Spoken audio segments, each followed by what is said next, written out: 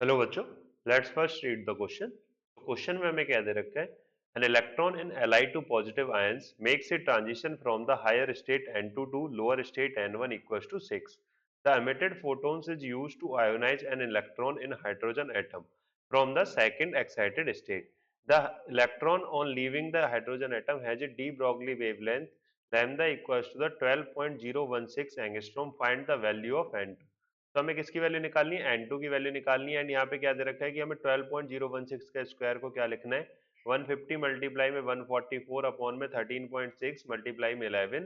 And lambda ए का जो हमें फॉर्मूला है, lambda A equals to the one under root 150 upon में काइनेटिक एनर्जी। तो हमें यहाँ पे क्या है कि सीधा सीधा हमें सबसे पहले काइनेटिक एनर्जी ऑफ इलेक्ट्रॉन निकाल लेते हैं, क्योंकि फॉर्मूला दे रखा है। तो लैम्डा इक्वल्स टू क्या करेंगे? Lambda equals to under root 150 and ये हमारी आ गई काइनेटिक एनर्जी यहाँ से इस तरीके से इलेक्ट्रॉन वोल्ट में। अब क्या करेंगे? बोथ साइड स्क्वायर कर देते हैं। Lambda square equals to the 150 and ये हो गया हमारा kinetic energy in electron volt. इस तरीके से हो गया। अब यहाँ पे क्या करते हैं? Kinetic energy in electron volt इस तरीके से 150 अपॉन में 12.016 का स्क्वायर। तो 12.016 का स्क्वायर हमें क्या दे रखा है यहाँ पे? तो 150 एंड अपॉन में क्या करेंगे? तो 150 मल्टीप्लाई में 144, ये हुआ हमारा यहाँ पे। एंड 13.6 मल्टीप्लाई में 11, ये हो गया इस तरीके से। तो 150 से 150 कैंसिल, तो काइनेटिक एनर्जी क्या आ गई हमारी इलेक्ट्रॉन की? तो वो हमारी निकल कर आ गई 13.6 मल्टीप्लाई में 11 अपॉन में 144 इलेक्ट्रॉन वोल्ट। ये इतनी काइनेटिक एनर्जी निकल कर आ गई। अब इसके बाद यहाँ पे क्या दे रखा था कि the emitted photons is used to ionise an electron in hydrogen atom from the second excited state.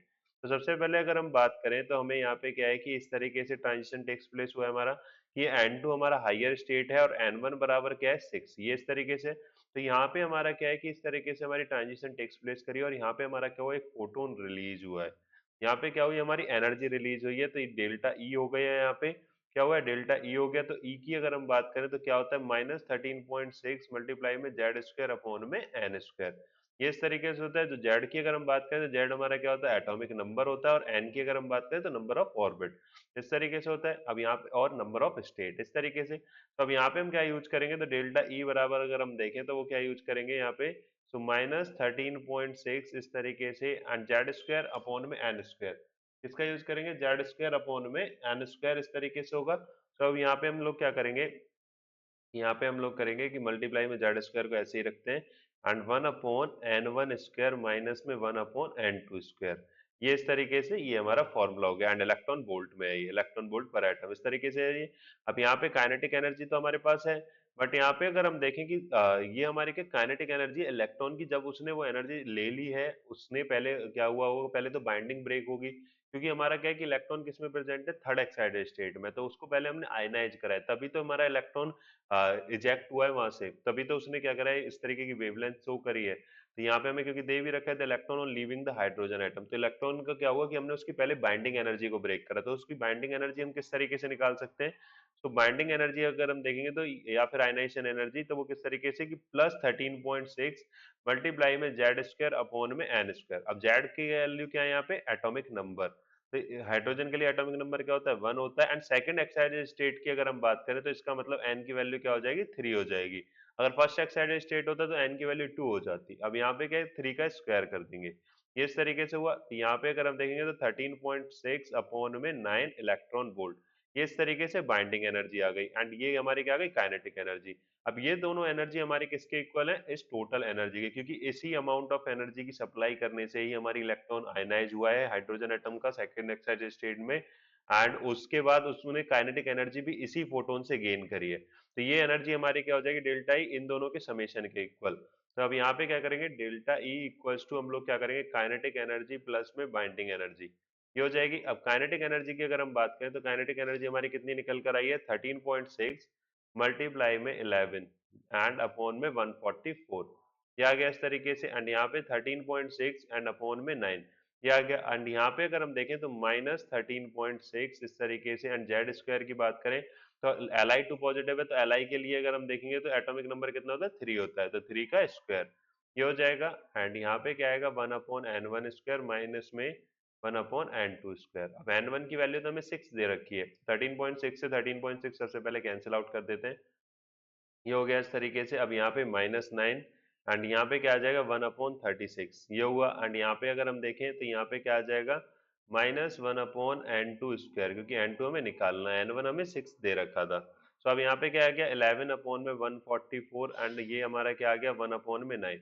इस तरीके से हुआ। अब इसका क्या करेंगे, एलसीएम लेंगे, तो 144 हमारा क्या आ गया, एलसीएम आ गया। अभी 11 प्लस में 16 ये हुआ इस तरीके से। एंड यहाँ पे क्या है -9 एंड 1/36 एंड माइनस में इस तरीके से n2 स्क्वायर क्या आ जाएगा। एंड ये क्या आ गया, अगर इसको देखें तो 27/144 ये हो गया इस तरीके से हमारे यहाँ पे।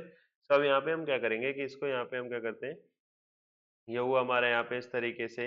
यहाँ पे आ जाएगा हमारा 3, ये क्या आ गया हमारे यहाँ पे 3 आ गया इस तरीके से आ गया। अब यहाँ पे क्या करा -1/36 एंड ये क्या आ गया 1/n2 स्क्वायर ये आ जाएगा। एंड ये क्या आ गया हमारा 3/144 ये आ जाएगा। अब यहाँ से तो अब यहाँ पे हम क्या करेंगे 1/n2 स्क्वायर इक्वल्स टू अगर हम देखें तो 3 में अगर हम देखेंगे तो ये हमारा क्या आ गया 144 हो गया।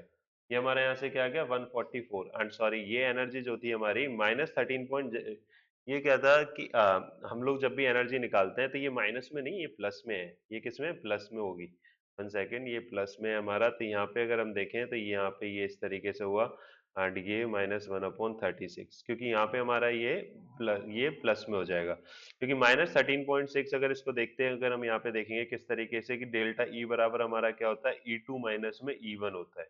क्या होता है E2 माइनस में E1 होता है। तो -13.6 मल्टीप्लाई में Z² में n2 स्क्वायर ये हो गया इस तरीके से। एंड यहाँ पे माइनस तो बाहर वैल्यू लग रहा है, तो अब ये क्या हो जाएगा 13.6 मल्टीप्लाई में Z² में n1 स्क्वायर। तो इस तरीके से ये प्लस में आएगा।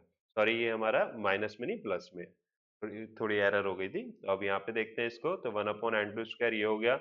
अब यहाँ पे अगर हम देखेंगे तो ये हमारा किस तरीके से हो जाएगा, अगर इसको देखेंगे यहाँ पे तो यहाँ पे हमारा हुआ इस तरीके से। 1 सेकेंड, तो यहाँ पे क्या आएगा कि अगर इसको देखें तो ये हमारा माइनस में होगा, ये प्लस में क्या आ जाएगा इस तरीके से। अब यहाँ पे एलसीएम लिया 144, तो यहाँ से क्या आएगा -3 एंड प्लस में 4 क्या आ गया, तो 1/144 आ गया। तो n2 स्क्वायर की अगर हम बात करें तो वो कितना आ गया 144 आ गया। तो n2 की वैल्यू हमारी क्या निकल कर आ जाएगी 12 निकल कर आ जाएगी। क्या आ जाएगी 12 आ जाएगी, क्योंकि n2 प्लस माइनस 12 आएगा, बट हमें लेने क्या है 12 लेना है, क्योंकि n1 से वो हाइयर है। तो इसका मतलब हमें 12 लेना है। तो करेक्ट आंसर क्या हो जाएगा 12 will be the final answer. I hope you understand it very well. Thank you.